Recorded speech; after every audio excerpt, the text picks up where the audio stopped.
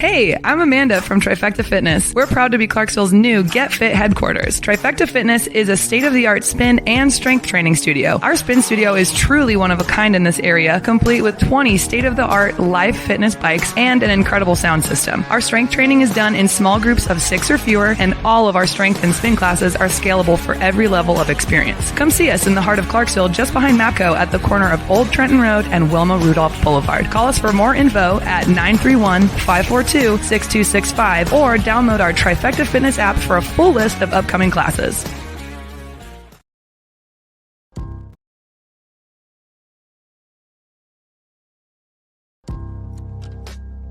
In October 2019, Arlington, Texas was chosen to be the home of a new national museum, unlike any other.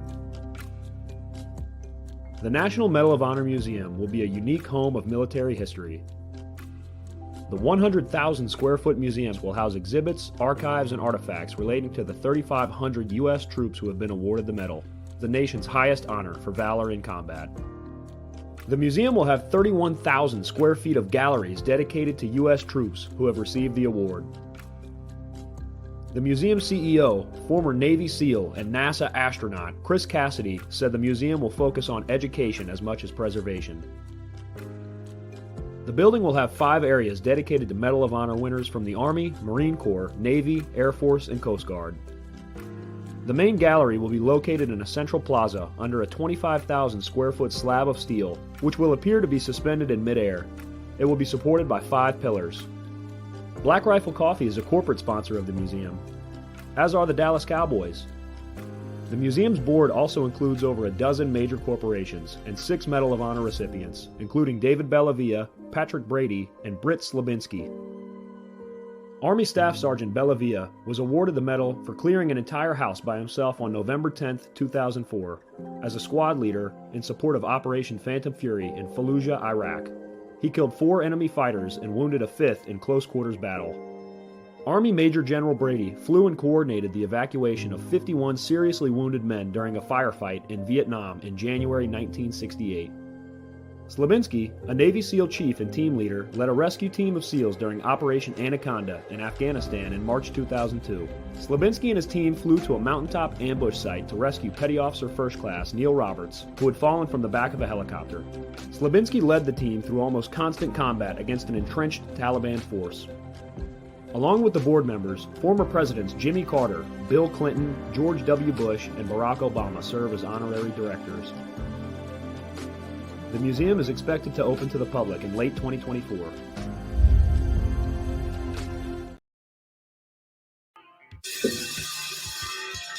All right.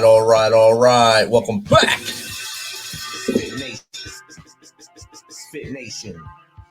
We are a show founded by a veteran and hosted by 2 veterans and a military spouse. Our mission is to get people to tell their story to the world. If you're an author, share your tips with MisFitNation. If you're a musician or actor, our audience needs to know how they too can get into the business. Coaches, we love our coaches. Come on and share some of your tips with the MisFitNation to help them become better versions of themselves. If you're a corporate leader or an entrepreneur, come on and share how you did it and how hard you have fought for success. If you're a veteran, first responder, or Gold Star family, we would love to have you come on and just share your story with the MisFitNation. We always have time for you. If you're feeling down, alone, or starting to see the darkness, stop. Think about those who are around you. You are not alone. You will be missed. If you feel like your problems will be a burden to those in your inner circle or are embarrassed, dial 988. If you are a veteran, take option 1. We need you to keep pushing forward. Don't make a permanent solution to a temporary problem. If you're a new listener, welcome to the MisFitNation. Be sure to subscribe to our show on your favorite podcast apps and also on our YouTube channel at @_MisFitNation. Subscribe and click the bell to keep you up to date with our latest episodes and all of our news. You can also find us on Heroes Media Group and About Face Radio. Now, let's get to the show. All right. Welcome back to the Misfit Nation. We are live from Fayetteville, North Carolina this week. I know it seems like we're on the road a lot. We're in different locations nearly every week lately, but I promise you this will be the last week for a little while. We're on the road. We'll be back in beautiful Clarks Vegas, Tennessee, starting next week. Our next guest is a U.S. Army veteran, a former infantryman, intelligence professional, and licensed attorney who has conducted intelligence and security operations around the world. He has trained units from the Department of Defense, Department of Justice, Fortune 500 companies, and police officers from over 60 departments from around the country. He is a contributor to the Counter-Terrorist magazine and the host of the Pearl Snap Tactical podcast. So without further ado, let's welcome Mark Booher to the Misfit Nation. Welcome, Mark. Hey, Rich. Thanks for having me on. Man, like we talked about in the green room earlier, this is another one that took about a year to get together through lost emails, and both of us having a pretty busy work-life balance. You have two works and then your life after work. So thank you for being patient, and, of course, thank you for everything you have done and still do for our country. Yeah, man, likewise. I appreciate you. Mark, I gave a little bit about you here, basically a 2-sentence blurb about who Mark is. If you want to give us a little more from as far back as you want to go to how we got to where we are, that'd be awesome. Oh, yeah, man. Well, I had I guess, everyone has a unique journey, and mine seems to me at least unorthodox. I mean, I joined when I was 19. I went into the Army on active duty, and I was just one of those kids. I never had finished anything. Never really was worth much as a kid in terms of accomplishments or stick-to-itiveness or anything really. And so, a lot of people had their doubts when I went into the Army, but there were a lot of good things. The military service, as it's got its highs and lows, and there's definitely things about it that I wish, that we could all do without. But on the whole, it was a good hitch for me. It did a lot of really good things for me personally, just in terms of discipline, stick-to-itiveness, pride, and self-achievement and accomplishment, and really creating within me a desire to just want to push harder, push further, and just see what I was capable of. But I did, I thought that was going to be my career on the active duty side, but I did get some injuries, kind of got in a tailspin, didn't really have my head screwed on straight. So I ended up taking about a 20-year break in service. So I went and finished college, went on to law school, and I was a deputy district attorney for about 6 years here in Fayetteville, Arkansas. And I did that. I enjoyed it. I really liked it, but I just felt like I had some more gas in the tank. I mean, I really always was a soldier first, and I had all through those years wanted to get back into the military, and then finally my window to go back onto active duty basically, evaporated at some point. And, you start having family, other things or other considerations get in the way or come up. I shouldn't say get in the way, but that cause you to, take other roads, other paths. So anyway, back in 2018, I was able to kind of have those injuries. And so I went on the National Guard side.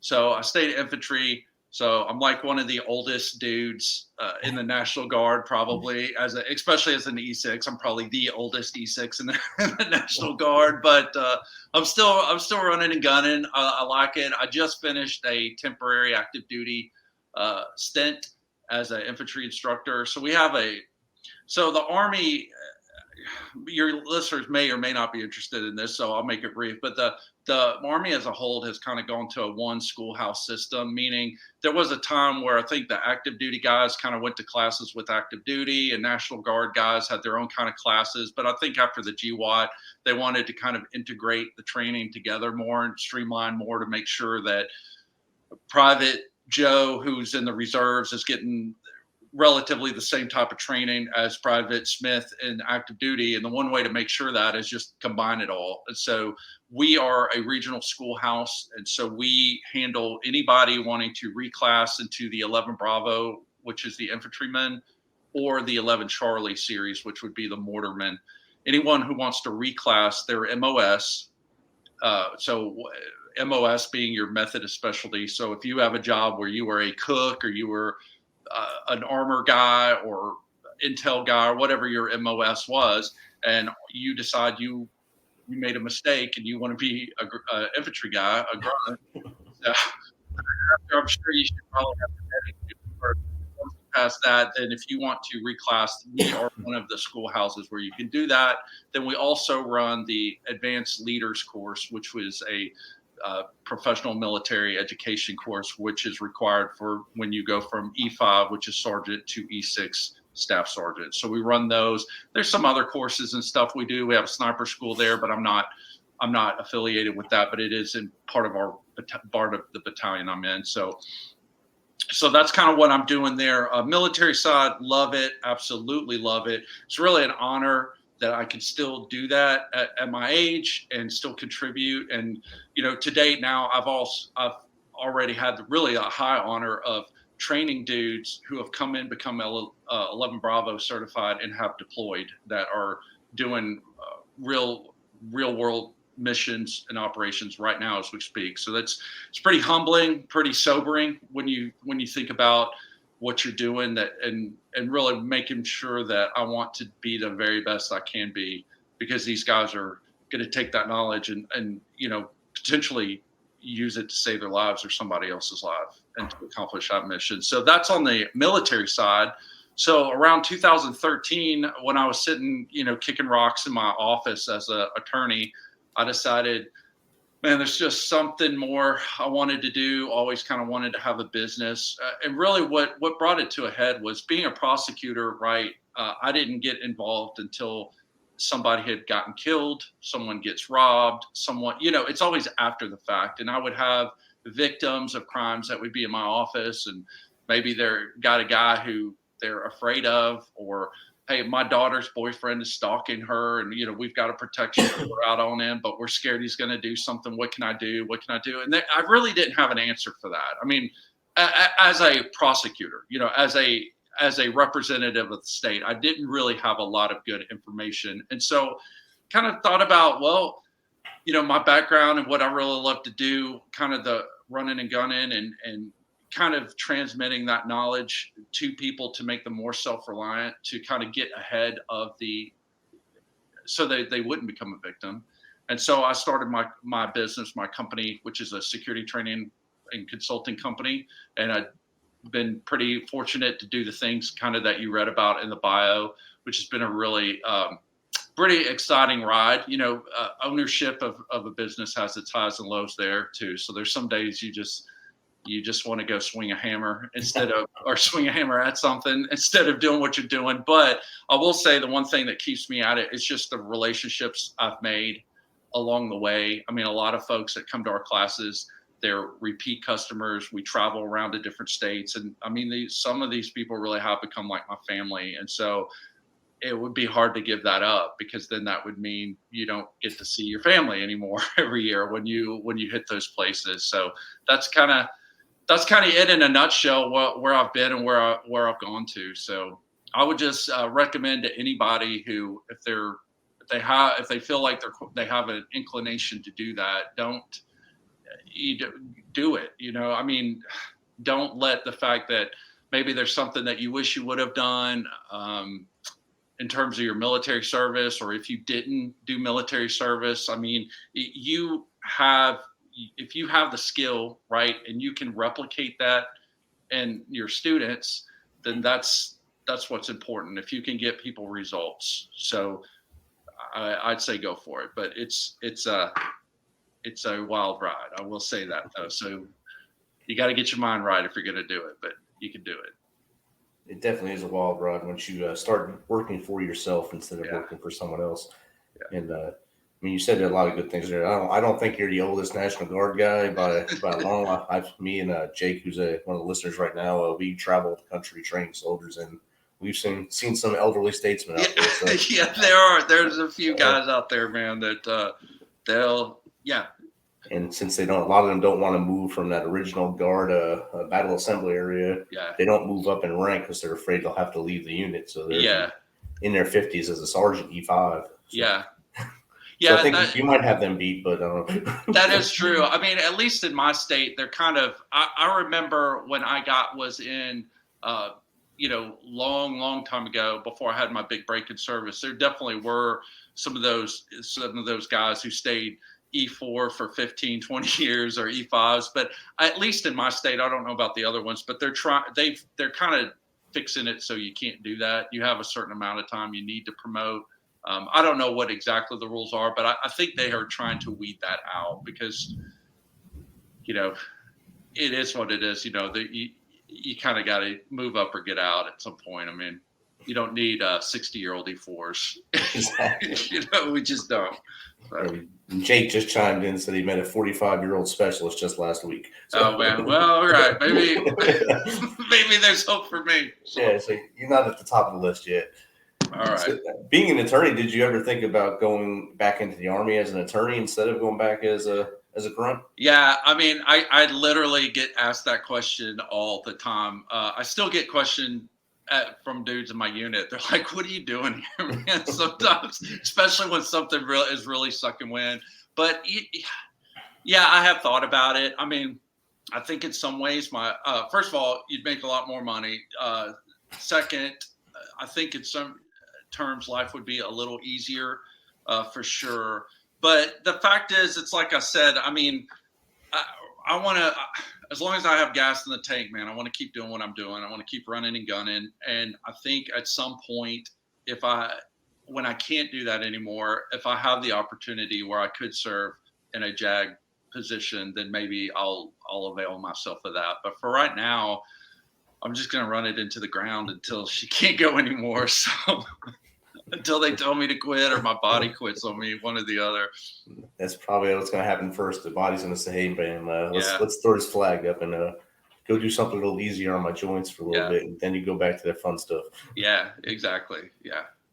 So when you had the wild idea for the training and tactical business, was there any people that said, "Hey, don't do it," or everyone would just say, "Hey, Mark, you got this. This is what you should do. This is your wheelhouse. Do it"?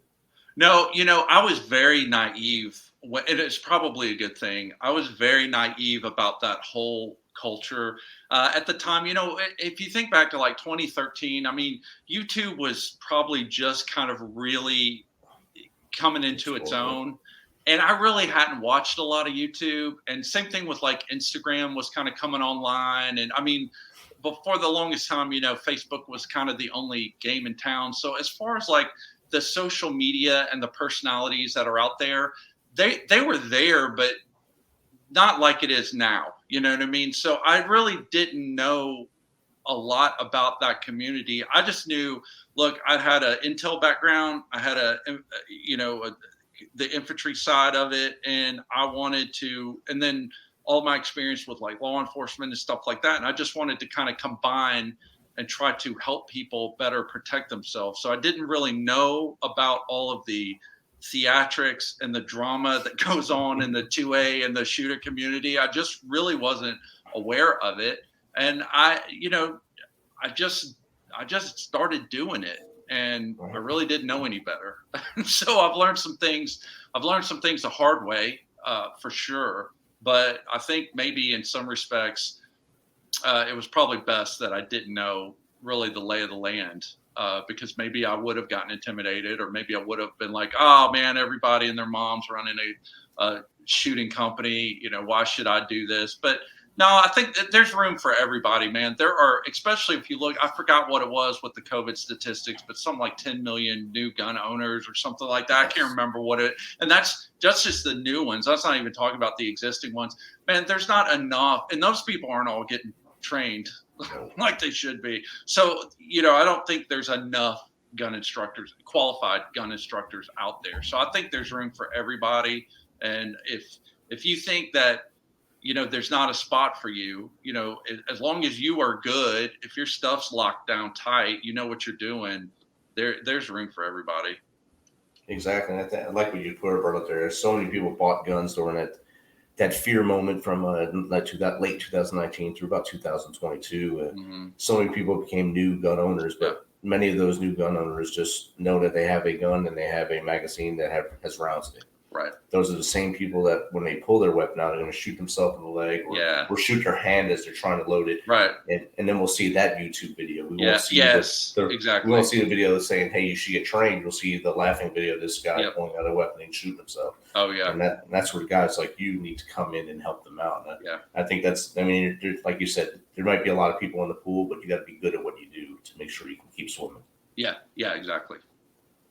In the bio, it says you train Fortune 500. So you go in there and just teach them security for their businesses, or do you teach them weapons as well?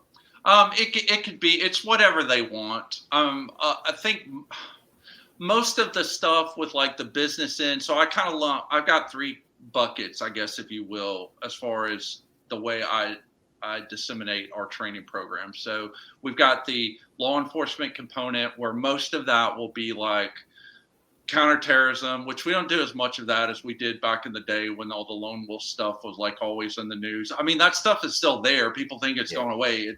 I can assure you it has not, but that's not where the focus is. So we don't do as much of that, but it is something that we do there. A lot of counter ambush kind of stuff. And then we do some investigative interrogation stuff, because I've got a background with that too. So that's kind of the law enforcement component.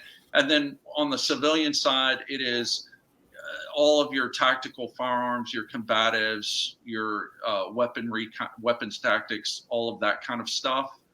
And then on the consulting side would be the company and a lot of churches. So I'd probably do more churches than I do businesses, but I've done with businesses like, there's been some Fortune 500 companies or other businesses that we've worked with. So that will be anything from an on-site audit of their existing security protocols and program, just to evaluate it and then begin to design a program for them if they don't have one, or training their security personnel, whether it's situational awareness, going through active shooter drills, whatever that, to firearms if they have an armed team. I mean, there's a lot of them don't, some of them do. So it really just depends on what the client wants to do. What's the coolest department you've been able to go and work with? Well, the coolest gig I've ever done as a running the business was at Fort Bragg, where you're at right now. I did a thing for some JTAC guys, did some pistol work with them. That was really cool. Really enjoyed that. As far as like training, like, I like to do some training stuff. I mean, I try to stay current and I'll try to get away to do some training. One of the coolest training adventures I had is I went to Israel. And so I trained in the West Bank at Caliber 3, which was a lot of fun, man. I spent about a week there. I was there a week, not counting the travel. So that was a hoot. That's probably a lot of fun to go over there and train with a group that gets to really get engaged a lot and use their tactics a lot. Yeah, it was a really eye opener, man. It was really, really wonderful people, man. Really beautiful people there, beautiful country. I'm trying to go back again. I still keep in contact with some of those guys, and the guy that runs it, it's a Caliber 3 is the name of the academy, but it's run by a colonel in the IDF. Sharon Gott is his name. And anyway, if anybody's going out there, you can apply and go, and it's an adventure, man. It's a lot of fun. And I'm sure a lot of good camaraderie too comes out of it. Like you're probably friends with the colonel still, and a lot of the people that you trained with. Yeah, I still keep in touch with them, and so it's cool. Yeah. And Jake just chimed in. That would be badass to train with the Israelis. So. Yeah, it is, man. It is. There's a lot of cool dudes out there that's a badass to train with. There are a lot of there's companies out there, and you just got to look it up, do some digging. But yeah, it's out there if you want it. So we talked about your business, talked about your service. You also have a podcast. So what made you start your podcast, and when did you start it? Well, we started it. Okay, so Pearl Snap Tactical is the name of the podcast. So it's me and my business partner, Alex. We run that. So he's got a really great, interesting resume. So he spent 5 years in 75th Ranger Regiment, did tons of stuff. And then he got out and he went into the Guard for a few years, and he couldn't get out of there fast enough when this itch came in. And the day I went back in, he literally, that's the only time he's ever dog cussed me on the phone. But it's like, what are you doing? I told you, bro. Anyway, he still scratches his head over that. But anyway, he is out of the military, and he just graduated from chiropractor school. So if for no other reason, I'll always keep him around for that. And so he's really good. But he and I run the podcast. And so we're covering everything from just, everything from ambush, low light stuff. It seems like there's a lot of stuff in the shooting community that is gear heavy, which is fine, right? But it's gear heavy. So we didn't want to just do another gear review podcast where we're talking about gear, although that does seem like a really popular topic. I mean, we get most of the questions we get tend to be about gear. So, but we're trying to kind of bring more about the tactics. So taking tactics from a military perspective and show civilians how this stuff applies to you too. And this is stuff you need to learn also. It's just going to look different. It's going to look different when you're running a squad or a platoon than when you're out at the mall with your family. But the principles apply. So you need to learn that stuff. So that's kind of what our podcast is about. Season 1, we started it in 2020, but we only did one season and that was kind of during the lockdown is when I started it. And we had a really good first season. We did 9 episodes, and then we took a hiatus because I was I went back to active duty, and I had a bunch of schools. I went to air assault school and went to a couple other just Army stuff. But there's about 3 or 4 schools I went to, and just trying to get ready for those and coming and going and still running gigs on the side. It just got too much. So we took a long hiatus. I'm embarrassed to say. I mean, it was well over a year, but we just launched season 2, and I kind of got smart and did what I should have done is pre-record. So I got about 4 or 5 episodes ahead. So now it's not as much pressure to try to crank one out. Definitely. So I think the last one I need to answer is you asked why. So that we wanted to, like I said, to bring kind of that more tactical aspects, a true tactical aspect, actual tactics. You get a lot of classes out there that are called tactical pistol or tactical rifle. And I mean, I know why we all call it that, but that's kind of a word that's been used and abused. I mean, most of those courses are going to be marksmanship courses. They're not really tactical courses. They're teaching you shooting techniques, which are very important, very critical. But there's not a lot of stuff talking about the actual tactical application of that stuff and what that means. And so we wanted to kind of get that out there because I thought that was a topic that was being underserved. And then we tried to use it as a way to just kind of expand our footprint so that we'd find, I'm not a big YouTube guy. I'm not really good at making videos. That's something I probably need to address. And so I thought maybe the podcast would be a little bit more conducive just with my personality type. And it's just easier for me to sit and talk than to try to script and do video, but maybe I'll get to it. And you could take your podcast and put it onto YouTube on the podcast tab, and it'll do itself for you there. That way people search your podcast up on YouTube.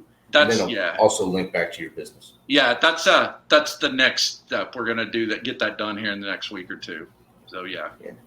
I mean, I've been on YouTube for, I guess, 2 years now, and I didn't know it had a podcast tab until 3 weeks ago. So. Yeah. Has it been helpful to you? Have you found that it was a good move for you to do that?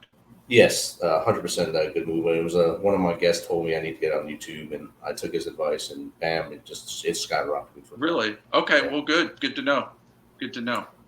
I believe especially for what you're doing, it'd be perfect for you and your business partner to show your faces on there and at least tell them where you'll be this week and who you're training and some of the new tips, tricks, and tactics that you guys are going through. So I think it'd be perfect for you guys. Oh, cool. Stuff. Yeah. All right. Well, good. Done.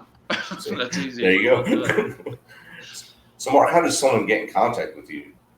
Well, there's a few different ways. I mean, the best way is you could just email me, man. Or you can go to our website. You can hit the contact tab. So the website is www.misfitnation, barritusdefense.com. So it's BARRITUS defense.com. And then the email would just be info@barritusdefense.com. And then we're on Facebook under the Baritus. And same thing on Instagram is at the Baritus. So it'll be there. Awesome. And two quick, I guess, trivia questions for you. What's 3 books you think every person should read, and to follow that, 3 movies? Oh, man.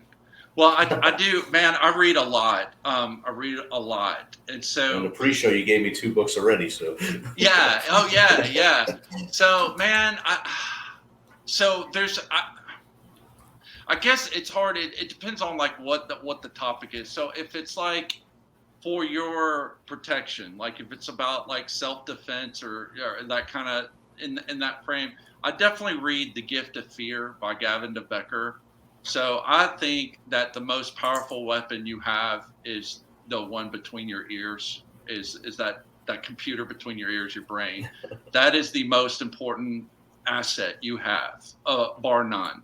And what he goes through and really even opened my eyes. So Gavin de Becker, I don't know a whole lot about him, but he's written a few books. They're all stellar. He runs an executive protection company out of California, and they, a lot of Hollywood celebs, a lot of politicians and stuff like that. I don't agree with all of his social stance, positions that he takes in regards to his politics or even some of his views on the Second Amendment. But, just because I don't agree with him doesn't mean he doesn't still have other good stuff to put out. So that book, Gift of Fear, I recommend that to everybody really on how to dial in your situational awareness and stuff. Is a great book. On a more inspiring type of book.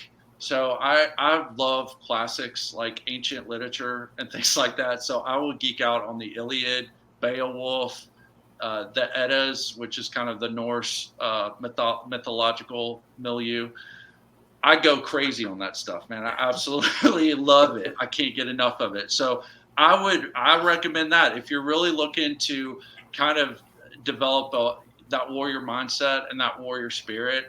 I really think the ancestors, that's how they did it. They had these heroes and these sagas and things, man. They, if you know anything about like Jungian psychology and everything, they tie into all these archetypes that our brains just inherently connect to. So the language, I will grant you, like if you read something like Beowulf, so we'll start with that one. Yes, the language is a little hard at first to understand. It's written in a rhyme, not rhyme, but in a meter that we're just not, our modern eyes and ears just really aren't used to. But once you get past, it's like watching a movie with subtitles. It might be annoying at first, but once you kind of get used to it, you forget about it. And man, there's a lot of rich history, things that are talking about honor, things that are talking about valor and courage. These kind of virtues that I think have kind of disappeared in the modern era, or at least they've been, there's a drive to emasculate those types of virtues, tell us that we don't need them. And I think that a lot of the modern takes on it, I think they're diluted, man. And so I would say just go back to the earlier source, you know what I mean? Like I think where it's most potent, and I think that's the ancient sources. So I'd read that. I think technically Beowulf's a poem, but to me it's a book. So it's in a book form. So that's a good one. As far as a third one, I'll give you one I'll do one on guns, right? So I think a great, awesome book that was put together on shooting. I just finished reading. I think it's called Practical Shooting by Brian Enos, who was, I think he's a retired competitive shooter. He's not someone who's as famous as he should be, I think. But that guy, that book was very pivotal to me. Incredible how he doesn't have shooting drills in there, or at least that I recall. But he's just kind of, it's really more mental focused and telling you what your brain should be perceiving or your mind as you're shooting. And once you can start to become aware of that, man, it'll make you, you'll go farther faster, man. It's such a short amount of time. It really is about the data that your eye is picking up and your awareness to to perceive what's going on without thinking about it, and just to be able to observe and make and act on it. And that also will feed into situational awareness. It's really interesting how once you start reading this kind of stuff, you really see how once you kind of look at it cerebrally and see how your brain's connected to things, you can see how it's very intertwined. You know, situational awareness, even with shooting, it really has to do with observing data and making decisions. And so once you find that connection, it's pretty interesting. Awesome. And hopefully I didn't geek out too much. Hopefully I didn't geek out too much on that. You did good right there. Yeah, okay. Man, as far as movies, again, shoot. You know, I would watch. Man, this is going to be kind of nerdy. I'm going to go crazy on this one. So 1980 genre. I'm going to tell you Conan the Barbarian, man. That is such an underappreciated movie. And let me just tell you real quick why. So yes, it is Arnold when he first came to America. Yes, he could barely speak English, so he didn't have a lot of lines. And so people think it's just like this big meathead type of action movie. And on one sense, you really could watch it on that way.